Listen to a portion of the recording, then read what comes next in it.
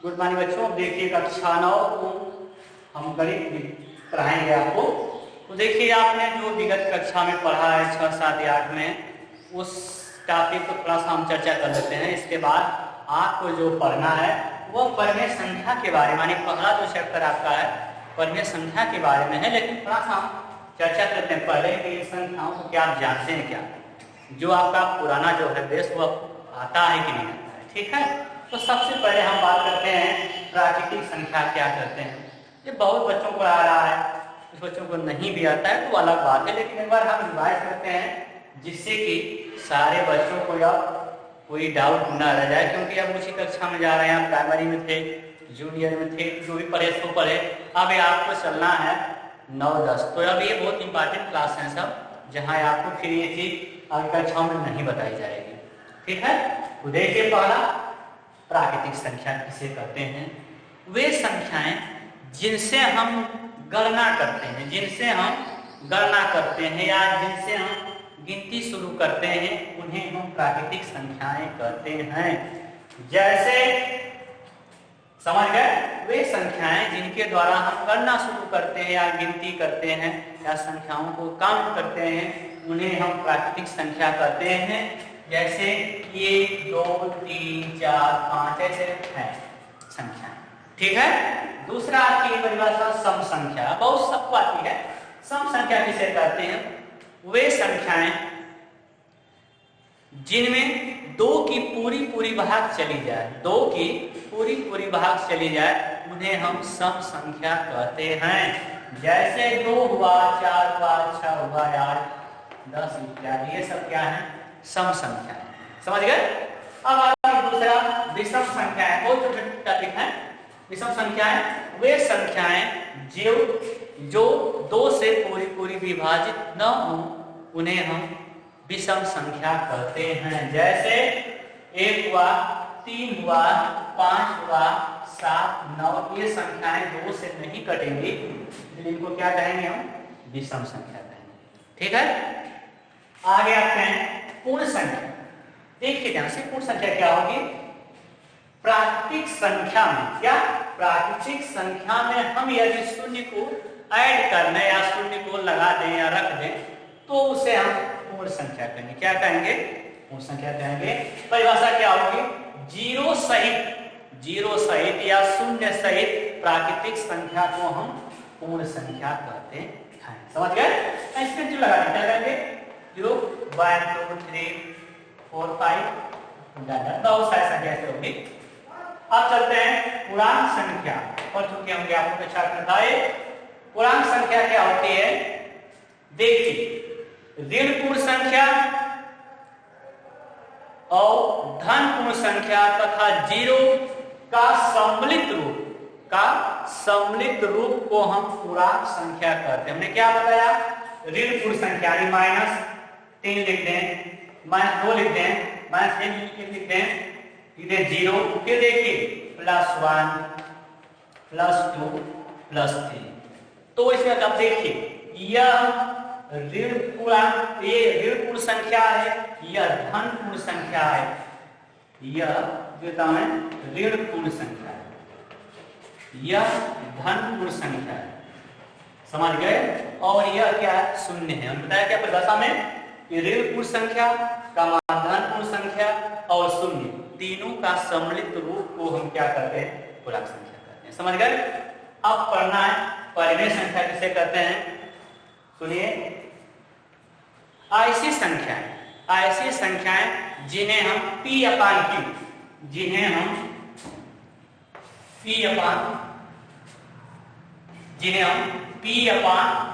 के रूप में लिख सकते हैं, उन्हें हम परिमेय संख्या कहते हैं।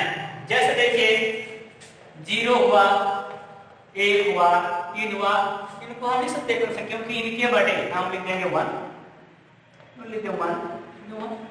तो ये सब क्या हो गए, P/Q के रूप में हो गए, क्योंकि ये 0 P हो जाएगा, Q 0 होगा। ठीक, तो उसे हम क्या कहेंगे, परिमेय संख्या कहेंगे। इसमें एक शर्त होती है, शर्त यह होती है कि ऐसी संख्याएं परिमेय संख्या कहलाती हैं जिनको हम P/Q के रूप में लिखें, लेकिन Q not equal to 0, Q Q 0 नहीं होना चाहिए, तभी वह परिमेय संख्या कहलाएगी। समझ गए? अब हम बात करते हैं अभाज्य संख्या से। तो अभाज्य संख्या की परिभाषा क्या होती है? वह संख्या जो एक और स्वयं से कटती है, एक और स्वयं से कटती हो, उन्हें अभाज्य संख्या कहते हैं। देखिए बहुत इंपॉर्टेंट टॉपिक है, इसमें अक्सर बच्चे फंस जाते हैं, अच्छे लोग फंस जाते हैं। अभाज्य संख्या में वह संख्या जो एक और स्वयं से कटती हो, उन्हें अभाज्य संख्या कहते हैं। जैसे 2, ये ध्यान दीजिएगा, 2 एक ऐसी संख्या है जो समअभाज्य संख्या है। यही क्वेश्चन बोर्ड परीक्षा में पूछा जाता है, ध्यान दीजिएगा इसको। 2 एक ऐसी समअभाज्य संख्या है जो सबसे छोटी है। इसके बाद चलते हैं 2 हुआ, 3 हुआ, 5 हुआ, 7 हुआ, इसके बाद 11 होगा, 13 होगा। ठीक है, इससे बहुत सारे होंगे। ठीक है, लोग आपको स्पष्ट हो गया होगा, बात समझने से करते हैं। अब आती है अपरिमेय संख्या। ठीक, परिमेय संख्या को जहां लिखेंगे, ऐसी संख्या जिसे P/Q के रूप में नहीं लिखा जा सकता, उसे हम अपरिमेय संख्या कहते हैं। जैसे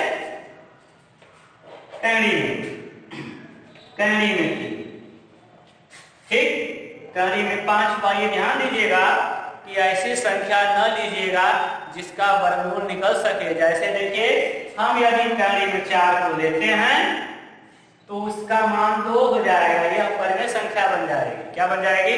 परिमेय संख्या। ये ध्यान देना है कि जिसका वर्गमूल निकल जाएगा उसको नहीं लेना है। बस ये सब संख्या क्या हो जाएंगी? अपरिमेय संख्या हो जाएंगी। अब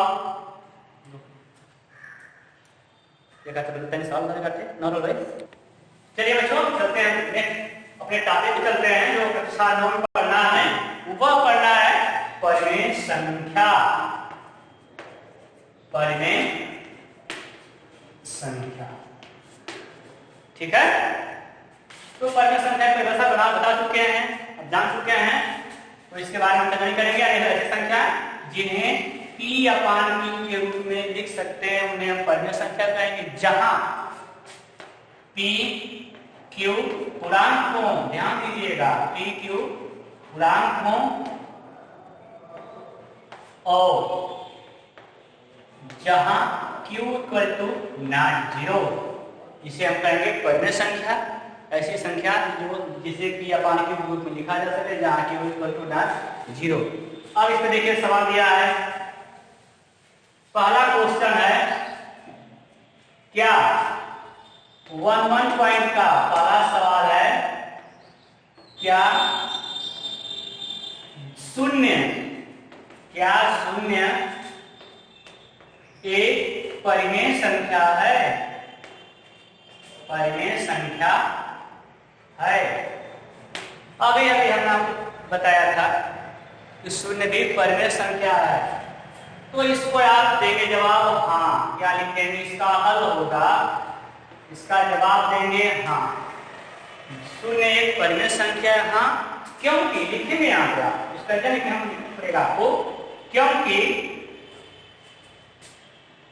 0 को हम 0/1 लिख सकते हैं। तो यह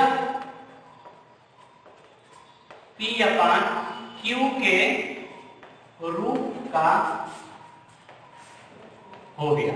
समझ गए? तो यह P/Q के रूप का हो गया, अर्थात यह शून्य क्या है? एक परिमेय संख्या है। ठीक हो गया? आपको हो गया? इसी तरह से आप देखिए, ऐसा नहीं कि 0 के बड़े हम 1 लिखें, 2 भी लिख सकते हैं, आप चाहेंगे तो 4 लिख दें, यानी आप जो भी संख्याएं लिख देंगे वह सभी संख्याएं क्या हो जाएंगी? मान्य हो जाएंगी। ठीक, ये ध्यान देना कि बस 0 की बात है।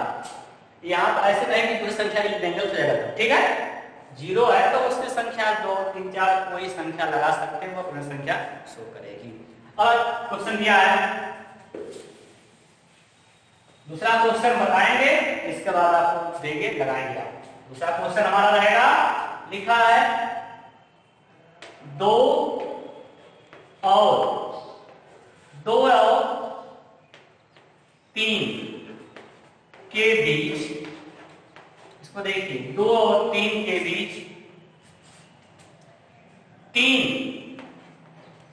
तीन परिमेय संख्या लिखिए, तीन परिमेय संख्या लिखिए।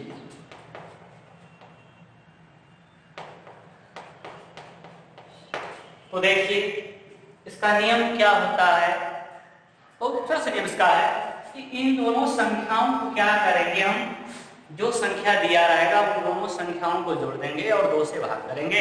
देखिए 2 दिया है और 3 दिया है, इन दोनों को हम जोड़ देंगे और 2 से भाग करेंगे तो 2 3 5 हो जाएगा, 5/2। अर्थात 2 और 3 के बीच में एक संख्या मिल गई है, 2 5/2 और 3, समझ गए? तो अभी 2 और 3 के बीच में 5/2 भी एक संख्या है जो पद में संख्या है। अब हम देखिए अब क्या करना है, अब हम 2 और 5/2 के बीच निकालेंगे पद में संख्या, ठीक है? तो वही नियम लगाएंगे, दोनों को जोड़ेंगे, 2 से भाग करेंगे, समझ गए? तो देखिए अब लिखेंगे 2 और 5/2 के बीच परिमेय संख्या। बहुत आसान क्वेश्चन है, बस आपको सोना थोड़ा सा बस समझ जाएंगे आप लोग, ठीक है? तो क्या लिखेंगे, 2 प्लस 5/2। अब पूरे के बटे आपको 2 लिखना पड़ेगा, क्योंकि हमने क्या बताया कि दोनों संख्याओं को जोड़ के 2 से भाग करना है, ठीक है? वो तो आसान तरीका है।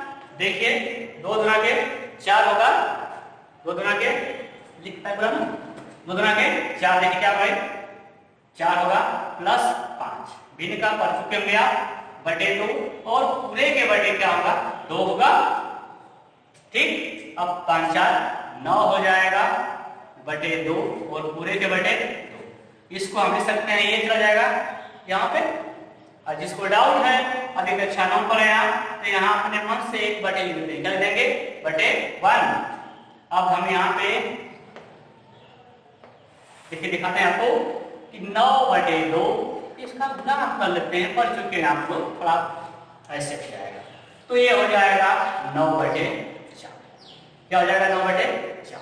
अब देखिए क्या क्या मिल गया, 2 हो गया, 9/4 हो गया, 5/2 है और ये 3 है, ठीक है? तो 2 परिमेय संख्या मिल चुकी है, हमें केवल 1 की आवश्यकता है। क्या है, हमें केवल 1 की आवश्यकता है।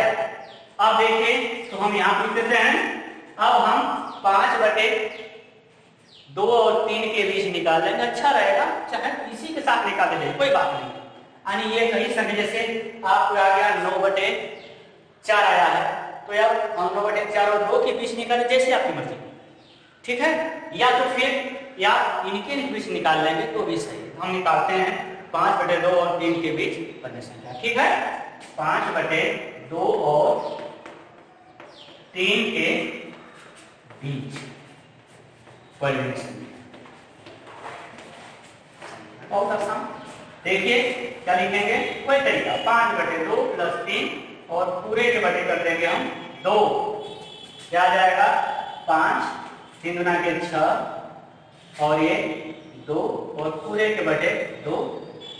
आप तरीका जान चुके हैं, मैं यहाँ लिखता हूँ डायरेक्ट, 6 5 11, क्या हो जाएगा 11 और ये 2 गुना के 4, ठीक?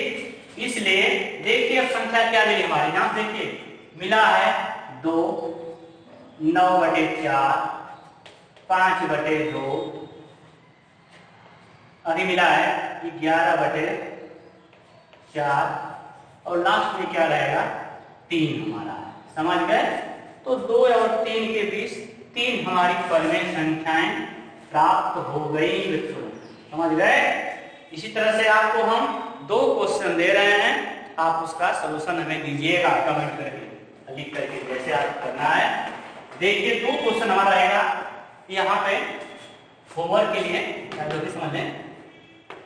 देखिए पहला क्वेश्चन आएगा, 3 और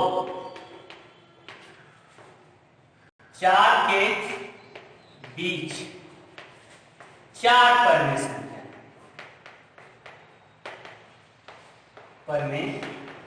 संख्या। दूसरा क्वेश्चन रहेगा हमारा 1/2। ट्राई करिएगा, अगर आप बताएंगे इसको प्रॉब्लम होगी तो 1/2 और 3/4 के बीच 3 पढ़ने संख्या, 3 पढ़ने संख्या। ये आपको ज्ञात करना बच्चों, आप हमें जवाब दीजिएगा और आगे की वीडियो हम नेक्स्ट टर्म पे प्रोवाइड कराएंगे आपको। ठीक है, ओके।